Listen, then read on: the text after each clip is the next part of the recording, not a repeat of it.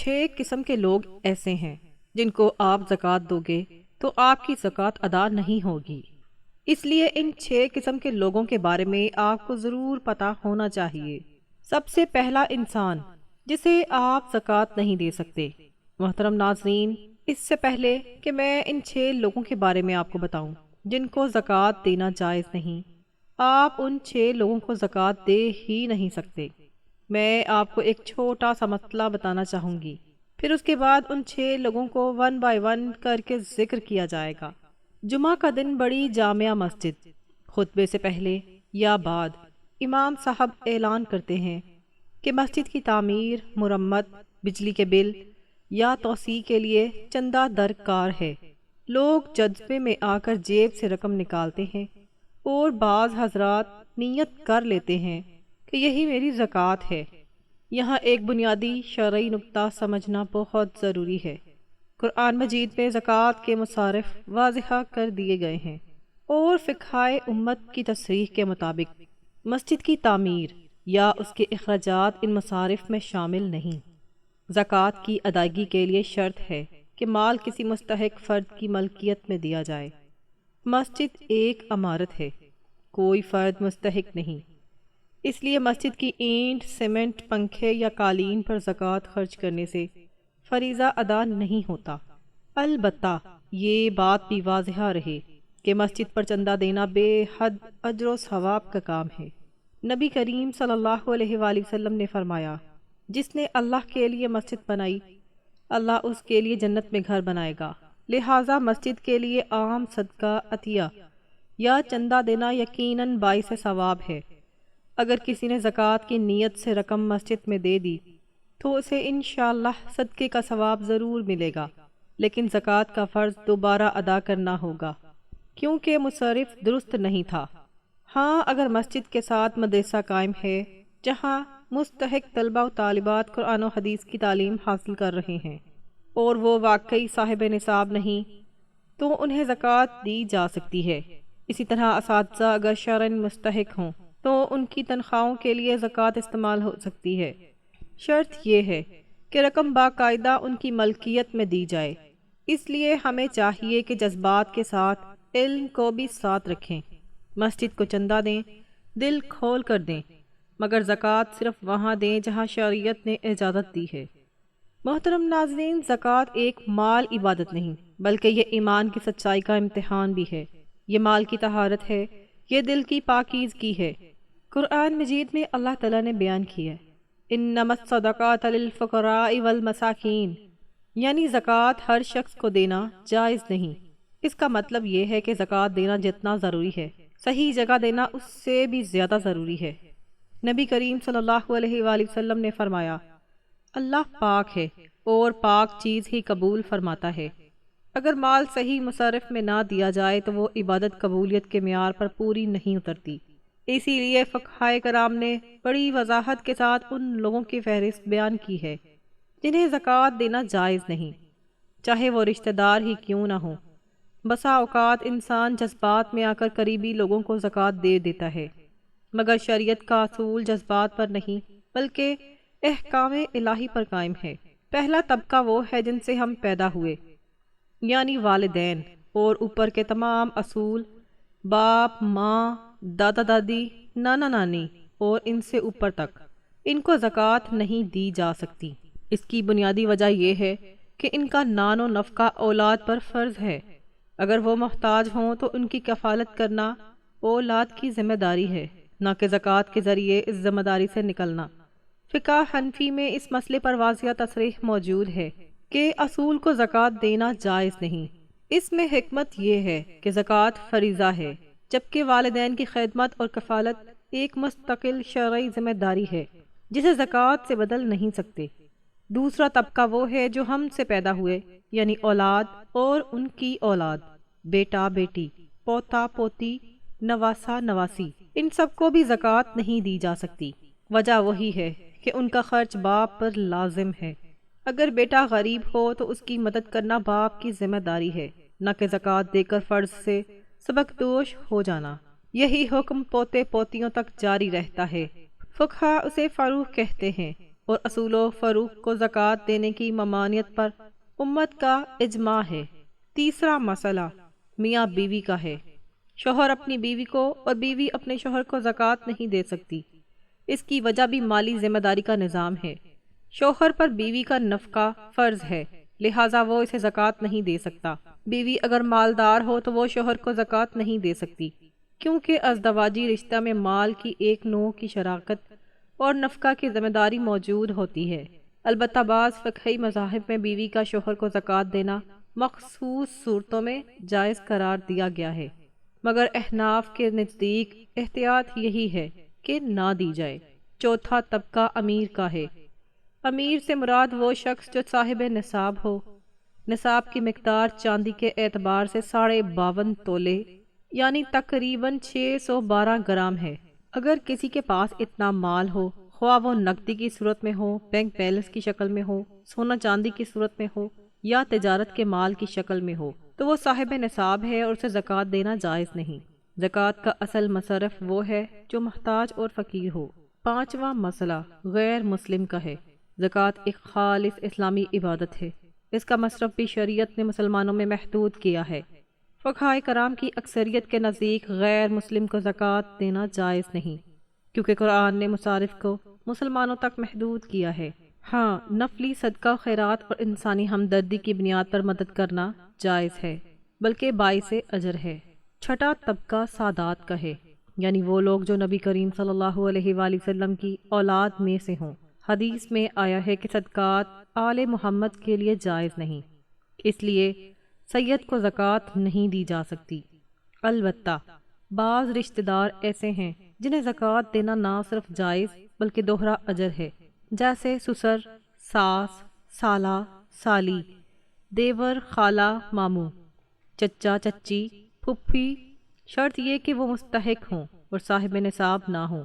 ان کو دینے سے صلہ رحمی کا ثواب بھی ملتا ہے اور زکوٰۃ بھی ادا ہو جاتی ہے۔ محترم ناظرین، زکوٰۃ کا مسئلہ صرف ایک مالی لین دین نہیں بلکہ ایک باقاعدہ شرعی نظام ہے، جس کے پیچھے حکمت، عدل اور معاشرتی توازن کا پورا فلسفہ کار فرما ہے۔ اگر ہم گہرائی سے دیکھیں تو معلوم ہوتا ہے کہ جن 6 طبقات کو زکوٰۃ دینا جائز نہیں، ان کے پیچھے محض ممانعت نہیں بلکہ مضبوط فقہی اصول موجود ہیں۔ مثال کے طور پر اصول و فروغ یعنی والدین اور اولاد کا زکوٰۃ نہ دینے کا حکم اس لیے ہے کہ ان کا خرچ شریعت نے پہلے ہی آپ پر لازم کر دیا ہے۔ اگر کوئی شخص اپنے محتاج ماں باپ کو زکوٰۃ دے کر کہے کہ میں نے اپنے فرض کو ادا کر دیا تو دراصل وہ 2 ذمہ داریوں کو غلط ملت کر رہا ہے، ایک کفالت کی ذمہ داری اور دوسری زکوٰۃ کی ادائیگی۔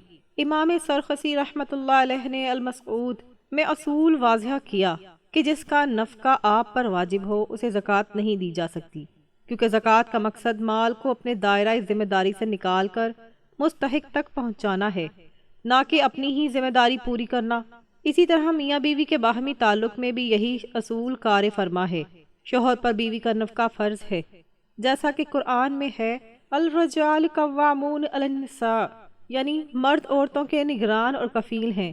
جب کفالت کی ذمہ داری پہلے سے عائد ہے تو زکوٰۃ دے کر اس فرض کو ادا کرنا درست نہیں۔ اگر بیوی مالدار ہے اور شوہر تنگ دست ہے تو بعض فقہا نے بیوی کے لیے شوہر کو زکوٰۃ دینے کی گنجائش بیان کی ہے، کیونکہ شوہر کا نفقہ بیوی پر فرض نہیں، لیکن احتیاط اور افضل یہی ہے کہ قریبی ازدواجی تعلق میں زکوٰۃ کے بجائے عام مدد کی جائے تاکہ زکوٰۃ کے مصرف میں کوئی شبہ باقی نہ رہے۔ اب آئیے امیر کی تعریف کو فقہی انداز میں سمجھتے ہیں۔ شریعت نے امیری کو محض ظاہری شان و شوکت سے نہیں بلکہ نصاب سے وابستہ کیا ہے۔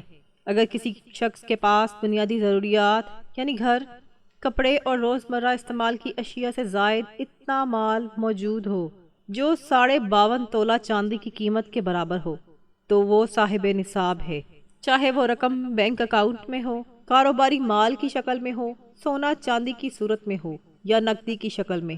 اگر سال گزر جائے اور نصاب برقرار رہے تو وہ زکوٰۃ لینے کا مستحق نہیں بلکہ دینے کا مکلف ہے۔ اسی لیے اگر کسی کو ظاہر سادہ زندگی گزارتے دیکھ کر ہم اسے مستحق سمجھ لیں مگر حقیقت میں وہ صاحب نصاب ہو تو اسے زکوٰۃ دینے سے زکوٰۃ ادا نہیں ہوگی۔ فقہا نے لکھا ہے کہ تحقیق کے بغیر زکوٰۃ دینا درست نہیں، کم از کم غالب گمان ہونا چاہیے کہ وہ مستحق ہے۔ غیر مسلم کو زکوٰۃ نہ دینے کا مسئلہ بھی عبادت کی نوعیت سے جڑا ہوا ہے۔ زکوٰۃ اسلام کا ایک بنیادی رکن ہے اور اس کے مصارف قرآن نے متعین کیے ہیں۔ سورۃ توبہ کی آیت 60 میں جو 8 مصارف بیان ہوئے ہیں، ان کی تشریح میں جمہور مفسرین اور فقہاء نے وضاحت کی ہے کہ یہاں مراد مسلمان فقراء و مساکین ہیں۔ نبی کریم صلی اللہ علیہ وآلہ وسلم نے جب سیدنا معاذ بن جبل رضی اللہ تعالی عنہ کو یمن بھیجا تو فرمایا، انہیں بتاؤ کہ اللہ نے ان کے مال میں صدقہ فرض کیا ہے جو ان کے مالداروں سے لیا جائے گا اور ان کے فقراء کو لٹایا جائے گا۔ اس حدیث میں ان فقراء سے مراد مسلمان فقراء ہیں۔ البتہ اسلام انسانی ہمدردی سے خالی نہیں۔ غیر مسلم پڑوسی، رشتہ دار یا ضرورت مند کی نفلی مدد صدقہ و خیرات سے کی جائے تو کی جا سکتی ہے اور اس میں اجر ہے، لیکن فرض زکوٰۃ کا مصرف مخصوص ہے۔ اب سادات کا مسئلہ نہایت حساس اور قابل احترام ہے۔